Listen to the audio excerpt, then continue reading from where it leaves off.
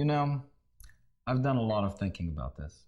As a matter of fact, I spent a quarter of a century thinking about the process of risking. And that's led to some profound discoveries that are going to be given to you in this program. And they were not something that came easy. I had to figure it out. And what I figured out is that risking, first of all, is a skill. And the skill will teach you what to do at the different stages of risking. That's right. Each stage of risking is specific, and there's specific work to be done that you need to be aware of.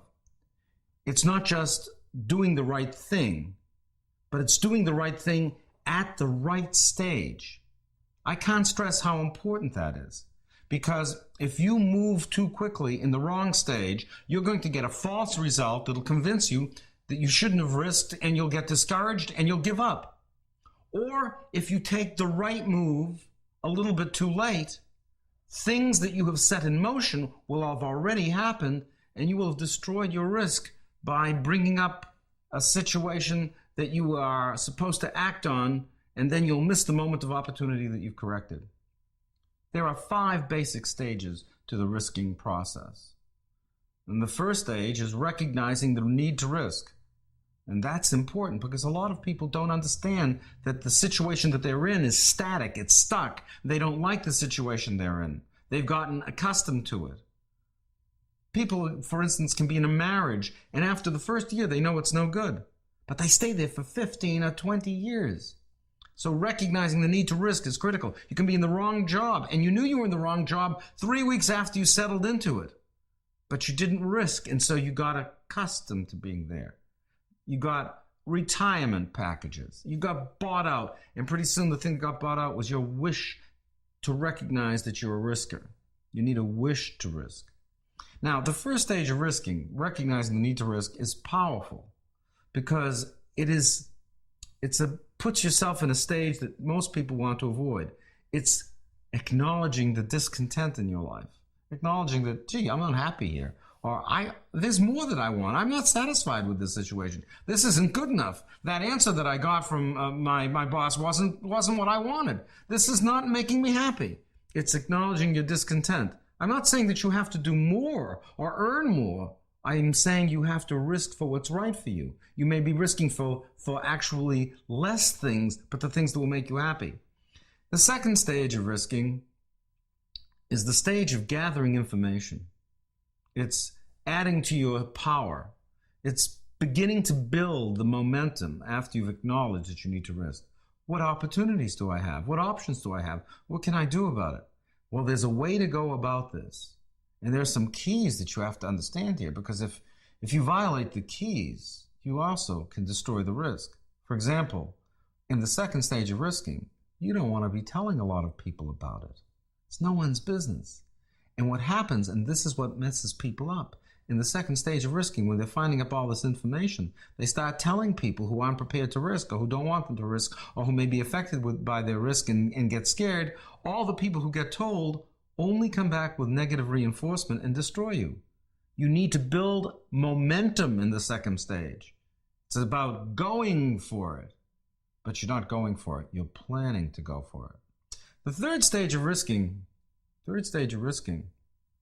is when you've gotten the information and you've looked at yourself and your life and you say, I'm not happy here. I know what I have to do. I'm doing it. You've already decided to do it. What you're waiting for is the set of opportunities that you think would be in your best favor to appear, or to make those opportunities appear. You know, the opportunities are there, but deciding that you're looking for the opportunity is very often the thing that makes the opportunity appear.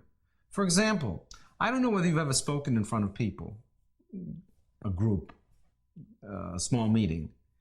There's a big difference standing up in front of a bunch of people who are drinking coffee, chatting with each other, and pretty much bored with what you have to say. You're not going to give a great talk, as opposed to coming into a meeting where everyone's been waiting for you. They want to hear what you have to say. They value you, and they're really anxious for the information you have to give. You're so much better with a good audience. Well, that's what this is about. When you commit, you're really deciding that you are waiting for an audience, but deciding that you're going to risk makes you a good audience for the opportunity. And therefore, the opportunity arises. You create the opportunity by really wanting to go ahead. Now, I know that sounds like double talk, but it's not. Because you've seen other people much less talented than you are, much less educated, not as nearly as bright, not as good, succeed. We call them bosses often, don't we? And why do they succeed? Because they wanted the opportunity so badly that when it appeared, they grabbed it. They were committed to going ahead, even though their motivation may have been less than admirable, or they may not have been the best person, or they may have been greedy. They were committed. I want to bring you to that set of commitments. That's the third stage of risking. Fourth stage of risking is going for it. That means going for it. It doesn't mean sitting back. It's the leap. The fourth stage of risking, well, you really cannot describe the fourth stage because it's the product of stage 1, 2, and 3, and it's also anticipating the fifth stage of risking. It exists in between. It's very, very quick. The moment of risk is, let's do it, let's sign, I'll take it, we go. I mean, it's very, very quick. But the point is, for people who are addicted to risking, that's the stage they think about all the time. And if you don't do any planning, you find yourself very often at the stage of taking the risk, the leap, before you've done any of the planning, and that's when people get damaged because they get panicked. The worst damage you can do to yourself is taking the fourth step of risking unprepared, because then you're almost sure to fail, and the damage that's done to you is not failing because you don't even take the risk. The damage done to you is backing off. The damage done to you is the belief that you don't have a chance of succeeding, or that you should stay in stage 1 and not complain for the rest of your life. That's what I want to get you out of the rut from. I want to lift you up from that previous sense of failure. I know you failed before, we all have, but I want you to get the courage of knowing the reason you fail is not because you're unworthy, it's because you didn't know the skill.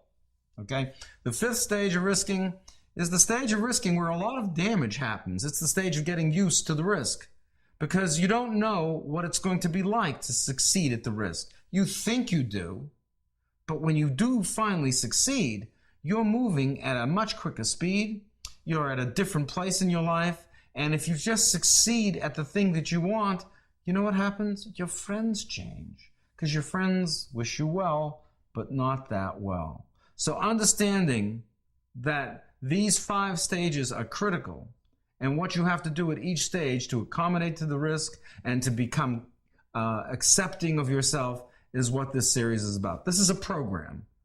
This is a program that is designed to stay with you for life.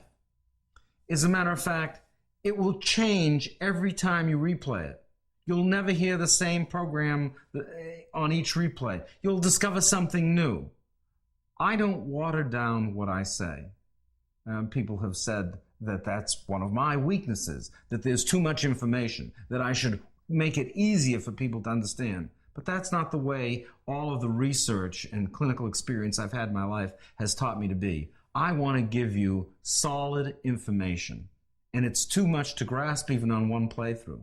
As a matter of fact, some of the times you replay this, you'll want to replay this with a person that you're risking with. Some of the times you'll be playing it alone. But the important thing for you to understand is that this is a living program that will change with you. After you take the risk that you want to take, it's a good time to play it again, because once you succeed, you're never so open as you are in the moment of success. I'm going to be with you for a lot of time in your life, and I'm going to help you take the risk that you're planning now to find out what you want to plan next, and I'm also going to help people in your family take the risks that they need to take to become their best. It's a challenge, and it's a good life, and we're going to do it together.